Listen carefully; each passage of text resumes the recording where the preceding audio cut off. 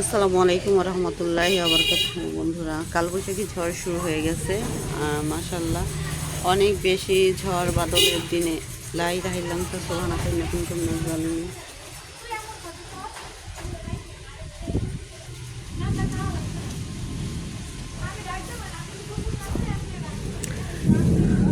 এখানে আসলে কেমন অন্ধকার দেখা যাচ্ছে সেটা কিন্তু আসলে মানে ক্যামেরার মধ্যে বোঝা যাচ্ছে না, কারণ ক্যামেরা একটু লাইটটা লা ইলাহা ইল্লাল্লাহ সুবহানাকা ইন্নী কুনতু মিনাজ জালিমিন। বিদ্যুৎ চমকাচ্ছে। আর যেহেতু বিদ্যুৎ চমকালে আমার অবশ্যই অটোমেটিক্যালি আমরা কিন্তু দোয়া পড়া শুরু করি, কারণ মানুষ নিজের জীবনের চাইতে মানুষ কিন্তু নিজের জীবনের চাইতে কোনো কিছু ভালোবাসে না।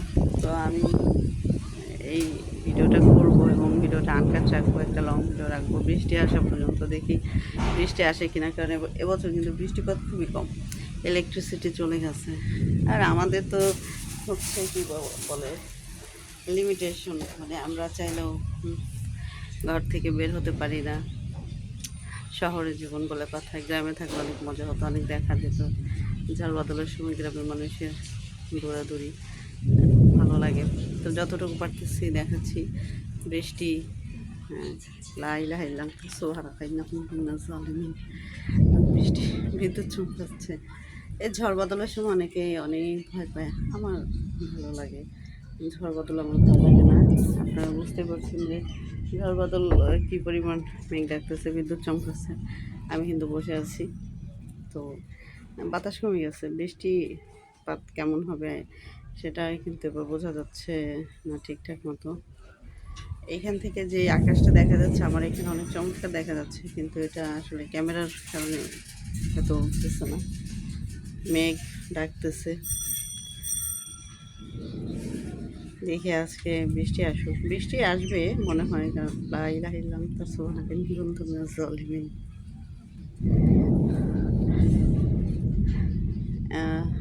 আল্লাহুম্মা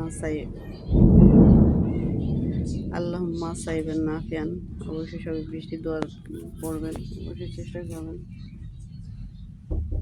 আমরা যত যাই করি না কেন, সর্বশেষ নিজেকে বেশি ভালোবাসি। নিজেকে ভালোবাসার মধ্যেই আমরা বুঝতে পারি যে আমাদের জীবনটা আসলে কত মূল্যবান। তাই এই সুন্দর জীবনটাকে কখনো কারো কথায়, কারো কোনো কিছু হারানোর জন্য একদম শেষ করে দিতে হবে এমন কোনো কথা নেই। সব কিছুর সমাধান আল্লাহ সুবহানাহু ওয়া তাআলা কিন্তু রেখে দিছে।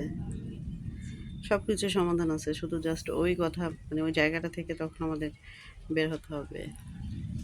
আচ্ছা, বিদ্যুৎ চমকাচ্ছে, ওই যে দূরের যে বাড়িটা আছে জানালার মধ্যে রিফ্লেক্স হচ্ছে কিন্তু। তো ওইদিকে আমাদের এখানে তো যেটা যাকে বলে ঠাড়া পড়তেছে, ঠাড়া ঠাড়া পড়ে, মেঘ গর্জন করতেছে। তো এই টাইমে আসলে ফোন নিয়ে কিন্তু থাকা উচিত না, কারণ ফোন, তো আমি বসে থাকবো দেখি বৃষ্টি, এই বৃষ্টি বৃষ্টি আসতেছে, বৃষ্টি পড়ছে। বৃষ্টি পড়লে বাতাসটা কমে যাবে। তো অবশেষে বৃষ্টি এই যে পড়া শুরু করলো, কেবল থাকবো কিছুক্ষণ, কারণ বৃষ্টির দৃশ্য আমার ধারণ করতে কিন্তু ভীষণ ভালো লাগে। ক্যামেরাটাই হঠাৎ করে কেন ঘোলা হয়ে গেল বুঝতে পারলাম না। দেখি একটু করে পরিষ্কার করে দিই। ধুলাবালি তো উঠতেছে। তা আসলে এখানে তো দেখার মতো কিছুই নেই। যদি একটু বাইরে যাওয়া যেত, বাইরে থেকে বৃষ্টির দৃশ্য ধারণ করা যেত, তাহলে বেশি ভালো লাগতো। কিন্তু এটা তো এই বৃষ্টিপাতের মধ্যে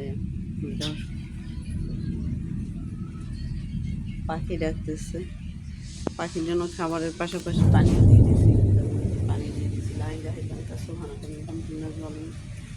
সবাই বৃষ্টি বৃষ্টি করতেছে। তা আমারও কিন্তু গরম ভালোই লাগে। এটা মনে হতে পারে যে আপনাদের কাছে আমি হয়তো, কিন্তু যারা আমার সাথে পুরানো আছে তারা জানে যে শীতে আমি কতটা আসলে কাতর থাকি, যার জন্য গরম আমি অনেক পছন্দ করি। এই যে গরমের মধ্যে কি সুন্দর বসে আছি এইখানে।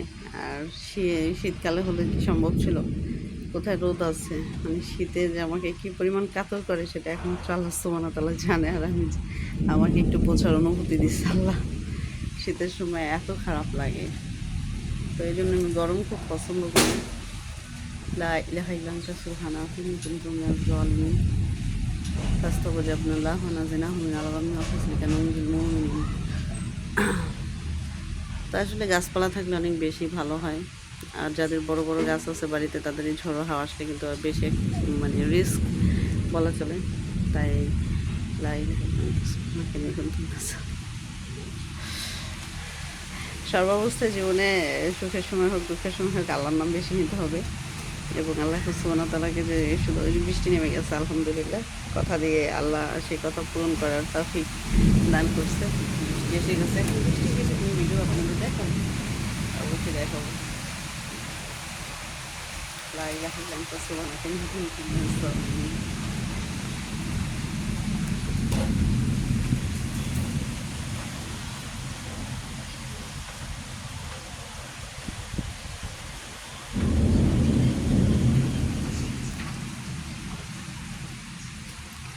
তো বেশি বেশি গাছ লাগাই এই স্লোগানের পাশাপাশি আসলে বেশি বেশি কিন্তু পুকুর কাটা উচিত, খাল বিলগুলোকে ঠিক করা উচিত, নদীগুলো সংস্কার করা উচিত।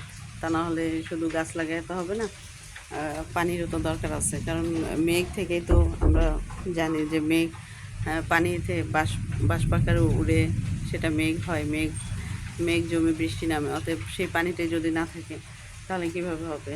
তাই সেই আগের দিনের মতো যদি এমন হতো সব যে একটা বাড়ির সামনে, এখন তো মোটরে পানি তোলে পুকুরের প্রয়োজন হয় না, কিন্তু একটা বাড়ির সামনে একটা রাখা উচিত, পুকুর রাখা উচিত।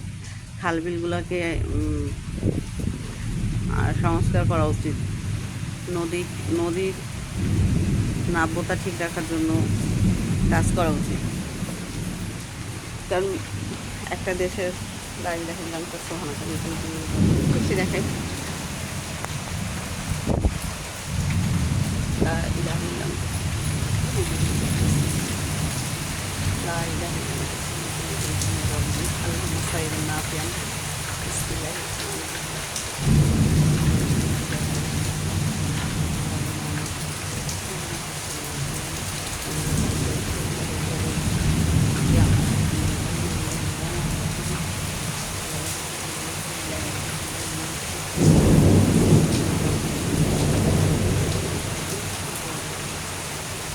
বৃষ্টি দেখানো শেষ, অনেক বিদ্যুৎ চমকাচ্ছে। সবাই অনেক ভালো থাকবেন। আসসালামু আলাইকুম ওয়া রাহমাতুল্লাহি ওয়া বারাকাতুহু।